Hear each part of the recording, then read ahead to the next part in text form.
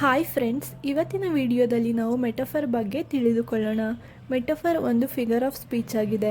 Metaphor ಅನ್ನು ಕನ್ನಡದಲ್ಲಿ ರೂಪಕಾಲಂಕಾರ ಎಂದು ಕರೆಯುತ್ತೇವೆ. ಇದರ ಡೆಫಿನೇಷನ್ ನೋಡೋದಾದರೆ, a metaphor is a figure of speech where two different things are compared directly without using like or as.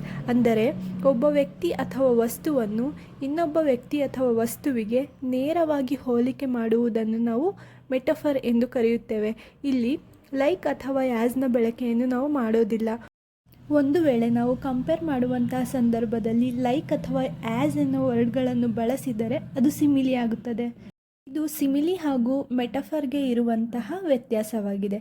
ಹಾಗಾದರೆ ಮೆಟಫರ್ಗೆ ಎಕ್ಸಾಂಪಲ್ಸ್ಗಳನ್ನು ನೋಡೋದಾದರೆ, ಬುಕ್ಸ್ ಆರ್ ಫ್ರೆಂಡ್ಸ್. ಇಲ್ಲಿ ಬುಕ್ಸನ್ನು ನೇರವಾಗಿ ಫ್ರೆಂಡ್ಸ್ಗೆ ಕಂಪೇರ್ ಮಾಡಲಾಗಿದೆ. Next, life is A journey. ಜೀವನ ಒಂದು ಯಾತ್ರೆ. ಲೈಫನ್ನು ನೇರವಾಗಿ ಜರ್ನಿಗೆ ಕಂಪೇರ್ ಮಾಡಲಾಗಿದೆ. ಇದನ್ನೇ ನಾವು ಸಿಮಿಲಿಯಲ್ಲಿ ಹೇಳೋದಾದರೆ, life is like A journey. Next, children are stars. ಮಕ್ಕಳು ನಕ್ಷತ್ರಗಳು. ಇಲ್ಲಿ ಮಕ್ಕಳನ್ನು ನೇರವಾಗಿ ನಕ್ಷತ್ರಗಳಿಗೆ ಹೋಲಿಕೆ ಮಾಡಲಾಗಿದೆ. Next, knowledge is power. ಅಂದರೆ ಜ್ಞಾನವೇ ಶಕ್ತಿ. ಇಲ್ಲಿ ಜ್ಞಾನವನ್ನು ನೇರವಾಗಿ ಶಕ್ತಿಗೆ ಕಂಪೇರ್ ಮಾಡಲಾಗಿದೆ.